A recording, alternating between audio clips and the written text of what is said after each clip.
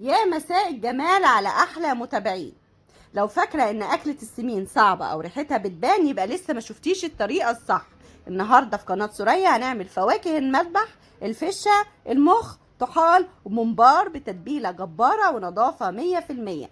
اوعدك ريحتها هتجيب اخر الشارع وطعمها احلى من اكبر مصمت. اهم سر في حلويات المذبح مش الطبخ، السر في النظافه. عزومه النهارده تقيله ومحتاجه اكيله. هنعمل صينيه السمين المشكله اللي بنخاف نطلبها من بره، هنعملها في البيت بكل اسرارها. ممبار مفلفل وفشه وطحال محمرين ومخ بانيه زي الزبده. هقولك على كل التفاصيل وكل التريكات، بس اهم حاجه تابعي معايا الفيديو للاخر.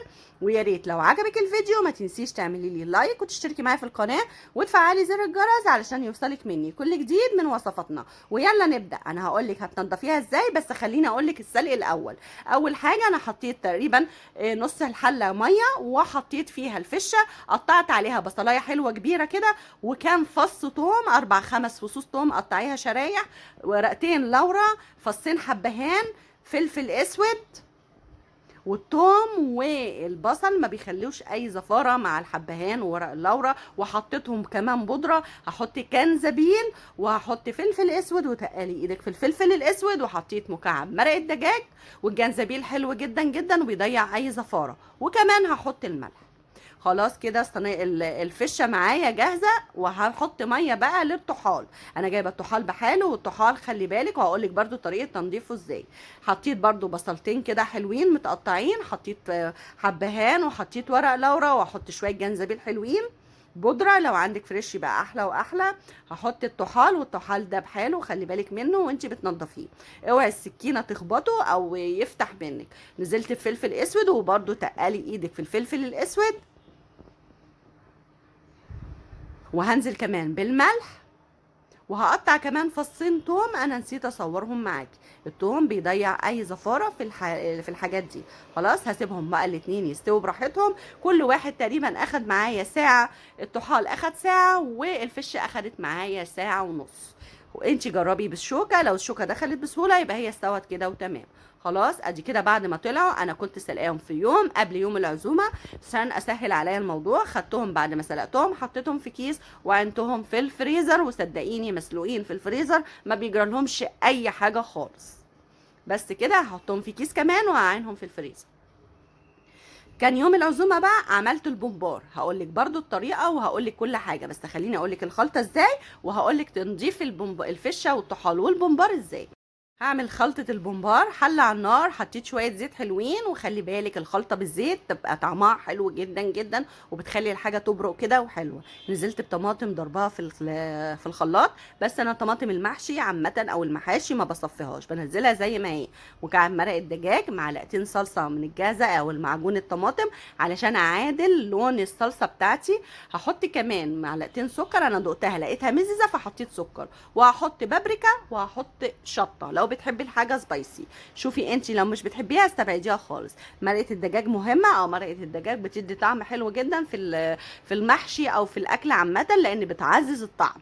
مش بتحبيها استبعديها وانت حره خالص وبراحتك. خلاص يبقى كل اللي حطيته مرقه دجاج، معجون الطماطم، البابريكا والشطه. ولما دقتها لقيتها فيها مزازه حطيت معلقه سكر عشان اعادل مزازه الطماطم والصلصه. حطيت كمان الملح وهسيبهم يتسبكوا. عقبال ما تتسبك انا هقطع البصل وهقطع الخضره، وهكلمك دلوقتي على نظافه البومبار ونظافه الفشه وكمان الطحال. اول حاجه الفشه باخدها تحت ميه، اغسلها كويس جدا، اضغط عليها بايدي، هي بتبقى عامله زي السفنج كده، اضغطي عليها بايدك وتنيكي نضفيها تحت ميه جاريه. بعد كده هعمل لها محلول نقع اولاني اللي هو عباره عن نص كوبايه خل، هحط كمان ليمونتين، وهحط قشر الليمون، هحط شويه جنزبيل، وهحط سكر، وهحط ملح، وهحط الفشه فيهم تقريبا 5 دقايق. هاخدهم اغسلهم تاني، وهحط تاني الفشه في ميه، وهنزل عليهم بليمونتين وشويه خل كمان علشان اتاكد ان مفيهاش اي زفاره. السر في الاكله دي النظافه. خلاص هاخدها بقى اشطفها كويس جدا جدا ونسلقها بنفس الطريقه. الطحال بنفس الطريقه، بس خلي بالك جدا من الطحال، اوعي السكينه تخبطه ويفتح منك. خلاص هنغسله برده كويس، والطحال ما بيحتاجش نظافه قوي، بس برده هننقعه في ميه وخل وسكر وليمون. تمام. خلاص كده الطحال. البومبار بتاخديه تقلبيه، وانا بعرف اقلبه جدا بالحنفيه، وشوف الطريقه السهله ليكي. لو ما عندك معلقه خشب رفيعه ممكن تتني سن وتعمليه بالمعلقه الخشب برده سهله، بس انا الحنفيه بتاعتي بينفع جدا ان انا اقلب فيها البومبار. قلبت البومبار، وبعد ما قلبته انا بحب اسيب فيه نسبه الدهون جواه علشان لما احشيه يبقى الدهون جواه كده حلوه. لو لقيتها كتيره قبل ما اقلبه بقى انا بقوم منزلاها شويه او اقلل الكميه شويه، علشان انا بسيب كميه ما بقلبوش تاني. انا بقلبه مره واحده انضفه وما بقلبوش تاني. جرده بالسكينه، مسكت تنيتني اجرد فيه اجرد فيه اجرد فيه، جبت له ملح ليمون. ومعلش لازم البومبار يتنقع في ملح ليمون. نقعته في ملح ليمون 3 4 دقايق، خدته غسلته، رشيت عليه رشه ملح وسكر، وقعدت ادعكه في المصفى بايدي كويس جدا جدا. وبعد ما دعكته خدته تاني غسلته كويس، ونقعته في ميه وليمون وخل 10 دقايق، وبعدين غسلته وهو كده جاهز ونضيف وقشطه وما فيهوش اي ريحه. ما تطبخيش الاكله دي غير لما تيجي تشمي الحاجه ما تلاقيهاش ريحه تماما. عملت الخلطه، كل اللي حطيته الرز والخضره. تبلت البصل، وانا احط التوابل، يعني التوابل فريش على البصل، ما بحبش احطها تتسلسل في الصلصه. حطيت ايه؟ حطيت معلقه نعناع ناشف، حطيت معلقه فلفل اسود، نص معلقه كمون، معلقه 7 بهارات، وكمان نص معلقه جنزبيل بودره. كل دي التوابل اللي انا محتاجاها، مش محتاجه اكتر من كده. انا بشرت فصين توم نيين، وانا بحب افشر معاه توم ني، وبقطع مع البصل شطه حراقه اللي هي قرون شطه سبايسي. خلاص كده تمام. انا بوريك اهو البومبار بعد ما غسلته زي الفل وزي القشطه. نسبه الدهون انا سايباها جوه علشان بتدي طعم حلو جدا جدا للرز. قبل ما انقله، قبل ما بقلبه، لو لقيت نسبه الدهون بتاعته كتيره انا بقللها شويه. خلاص بس انا كده تمام قوي، انا مش هقلبه تاني. خلاص انا نضفته جدا وجربته زي الفل. هنحشيه ازاي؟ في طريقتين لحشو البومبار. انا بالنسبه لي الاول الطريقه الاولانيه دي احسن واسهل طريقه، ودي طريقتي المعتمده لحشو البومبار. بتفتحيه بصوابعك الاتنين كده، وبالايد التانية هنحط الرز جواها وزقيه بالصباع الكبير. دي اسهل طريقه لحشو البومبار بالنسبه لي. يعني في طريقه تانية هعلمك عليها، بس الطريقه دي حلوه جدا. البومبار مش لازم تحشيه قوي. في ناس بتعمل لكيلو بومبار كيلو رز، كده يبقى كتير قوي والبومبار مكبوس قوي قوي. انا بعمل لكيلو البومبار نص كيلو رز، بس مش اكتر من كده. كيلو البومبار نص كيلو رز. عايزاه يبقى مكبوس قوي بقى وتخين قوي وتاكليه زورك، اعملي الكيلو كيلو براحتك. انا عن نفسي بعمل الكيلو نص، ما بحشوش اكتر من كده. خلي بالك واعملي حساب ان الرز ني، يعني لسه ما هيستوي، هينفش جواه، علشان ما تاكليه ما يبقاش يعني يقف في زورك كده ويشرقك. خليكي حلو كده واحشيه خفيف رز. تمام. دي الاول طريقه للحشو، دي اسهل طريقه بالنسبه لي. هقول لك دلوقتي الطريقه التانية اللي تحشي بيها. انا بحب اقطع في خلطه البومبار طماطم. انا قطعت تقريبا 3 4 طماطمات كده وحطيتهم فيها، بتدي طعم حلو جدا في خلطه البومبار. دي بقى الطريقه التانية. تفتحيه بصوابعك بايدك الاتنين، وبقيه الصوابع بتدخلي الرز جوه البومبار. بس بالنسبه لي الطريقه الاولانيه اسهل. اهو كده، وببقيه الصوابع هتدخلي الرز جوه البومبار. اي طريقه بالنسبه لك اسهل اعمليها براحتك خالص. المهم ان احنا ما نكبسوش قوي علشان لما يستوي ما يبقاش مليان رز قوي. خلاص، وعشان يبقى جوسي كده وطعمه حلو. بس خلاص انا بقى بقوم بقى وبحط من جهه واحده الرز علشان الجهتين ما يبقوش مفتحين معايا. اول ما بتحطيه في الميه بتقوم مقفوله على طول. الجهتين بصراحه بيتقفلوا على طول، بس عشان ما اوسعهمش قوي والرز يطلع منها. بس كده حلو. وبوزع بقى كده. اسهل طريقه واحسن طريقه لحشو الممبار. بفرجيه جواها كده وخلاص كده حلوه قوي وزي الفل. خلاص هحشي بقى كميه الممبار بتاعتي، وتعالوا نشوفوا هنسلقها ازاي بعد ما خلصتها. كده خلاص ميه، اول ما ميه غليت نزلت بقى بالبمبار. هو اول ما بينزل في الميه بيقوم قافل على نفسه على طول، مفيش رز بيقع ولا حاجه. حطي بقى الكميه بتاعتك، لازم الميه تكون بتغلي. هنحط على الميه دي كاننا بنسلق اي حاجه، اي لحوم بتتسلق، علشان نطعم البمبار بتاعنا. وعشان هي كده كده الشوربه دي محدش بيشربها وبتترمي، بس لازم ادي للشوربه نكهات علشان هي اللي هتنكه لي الرز وكمان البمبار. خلاص هحط بقى كميه البمبار، وانا احط حله كبيره عشان تاخد معايا الكميه بتاعتي.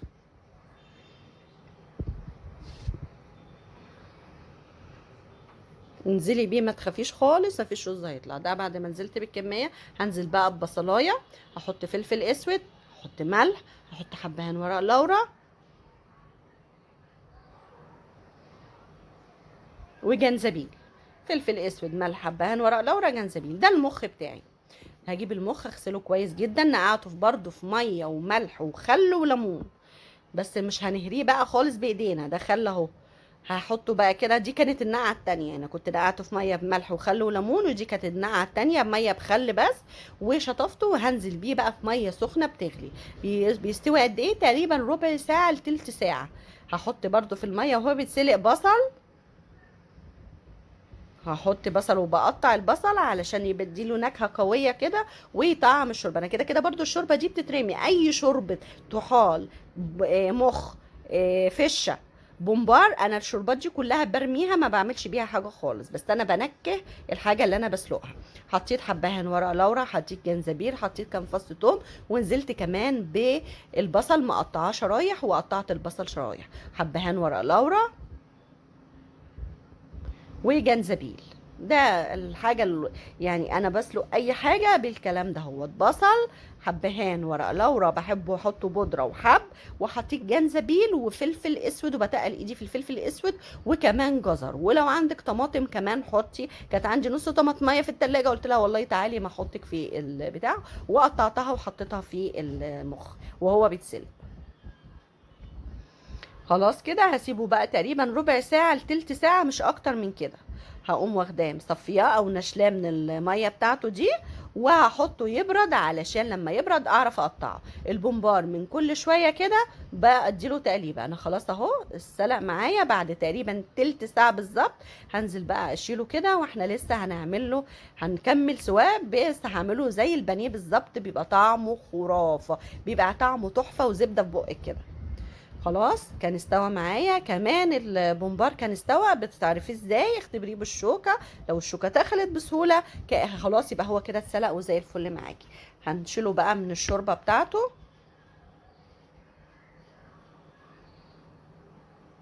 وكده انا تقريبا خلصت الاكله بتاعتي. انا كنت اول ما صحيت طلعت الفشه والطحال من الفريزر، علشان انا كنت مفرزاهم من قبلها بكام يوم.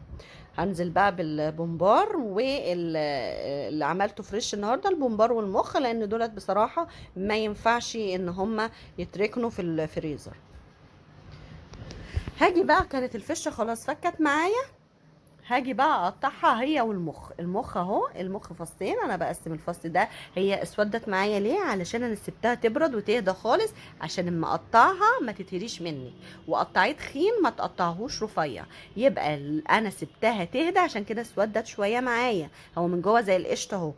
قطعيه تخين ولازم يبرد تماما علشان تعرفي تقطعيه، ما يبقاش مهري معاكي. انا كده قطعت كميه المخ اللي عندي. هقطع بقى الفشه والطحال. ودي صينية السمين اللي الأكيلة بيموتوا فيها. أهيت الفشة اهي. كان هقطعها بقى، وقطعيها برضو مش رفيعة قوي ومش تخينة قوي. سكينة حامية، وابتدي قطعي. الحتة دي أنا هشيلها، اللي هي الجلدة اللي بره دي أنا هشيلها ارميها.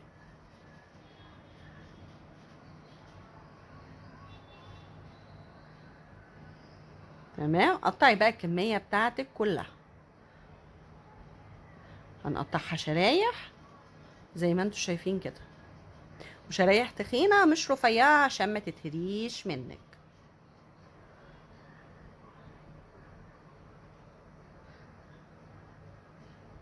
الفشة والطحال لما بيتحطوا في الفريزر ما بيجرالهمش اي حاجه في طعمهم، يعني من الحاجات اللي بتفضل محتفظه بطعمها وهي في الفريزر، ما بيجرالهاش حاجه. هخلص تقطيع كل كميه. حتى الطحال هقطعه، ولازم الحاجات دي تكون بارده جدا، ساقعه. مش هنحطها في التلاجة، بس هنسيبها لحد ما تبرد تماما، علشان ما اجي اقطعها ما تتقطعش مني وتتهري. خلاص. انا بقى هاجي هعمل دلوقتي عشان هعمل المخ. دي الخلطه اللي هحط فيها المخ. حطيت طماطم، بشرت 3 طماطمات، نزلت عليهم ب3 بيضات، عشان انا عامله كميه مخ كتير. وهنزل عليهم بشويه لبن، تقريبا ربع كوبايه لبن، ما تكتريش. ملح وفلفل اسود، وتقلي ايدك في الفلفل الاسود، وهنحط تقريبا ربع كوبايه لبن. يبقى كل اللي حطيته طماطم مبشوره، ملح، فلفل اسود، لبن، وبيض. هقلبهم مع بعض كويس جدا جدا، وهبتدي بقى احط المخ في الخلطه دي وعلى بقسماط. وبحب اعمله ببقسماط بس، يعني ما بحطش بيض، دقيق، بقسماط، لا، في الخلطه دي والبقسماط. وانا بقى بحطه في البقسماط هضغط عليه افرده شويه، هو انا مقطعاه تخين، هفرده بقى بايدي وانا بحطه كده في البقسماط. خلاص، كنت انا واختي بنساعد بعض. هقوم بقى ضغط عليه كده افرده شويه عشان هو كان تخين قوي، فاحنا بنفرده واحنا بنحطه في البقسماط، بيبقى سهل معايا جدا. حتى البانيه لما بلاقيها حته تخينه بفردها كده ببطن ايدي وفي البقسماط بتتفرد معاكي وبتبقى زي الفل. بس كده هخلص بقى الكميه اللي عندي وهبتدي اقلي في الزيت كانك بتعملي بانيه بالظبط. ما بياخدش وقت خالص، على نار هاديه. المقالي لو هنقلي حاجه لازم تكون نار متوسطه، لا هي عاليه ولا هي واطيه، نار متوسطه. انا بقول لك ان انا قطعت الطحال اهوت، يبقى نار متوسطه، لا هي عاليه ولا هي واطيه، زيت غزير، وهنزل بقى بنار متوسطه هقلي البانيه. متخليش الزيت يسخن معاكي قوي عشان اول ما تحطيه هيتحروق معاكي. هو الزيت سخن بس مش وصل لمرحله الغليان يعني، الزيت عندي سخن. انزل بقى بكميه البانيه وهقلي بقى، وخلي بالك منه انا بخلصه كله وبعدين بقف اقليه مره واحده علشان ما بياخدش وقت خالص.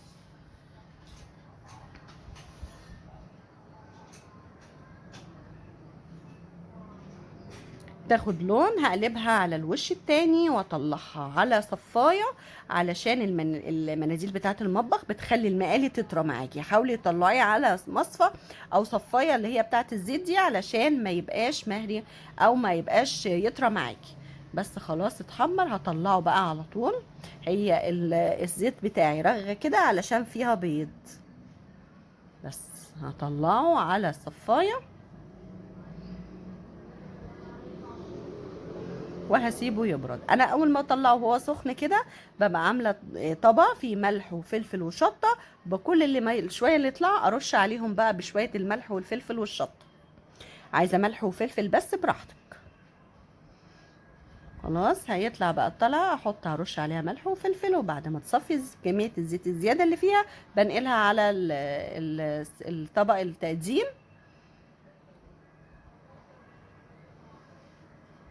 انا بقى شغاله براحتي حاجه حاجه كده. خلصت اهوت كميه المخ، رشيت عليها ملح وفلفل وشطه وهركنها.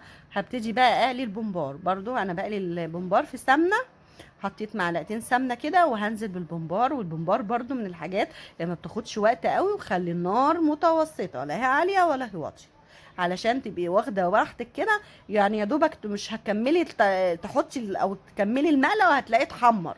فانت عشان تبقى الحاجه متحمره معاكي وواخده لون حلو ومش متحروقه. وبعدين كان برد جدا معايا فعايزه اسخنه، فنار متوسطه هتقوم بالواجب.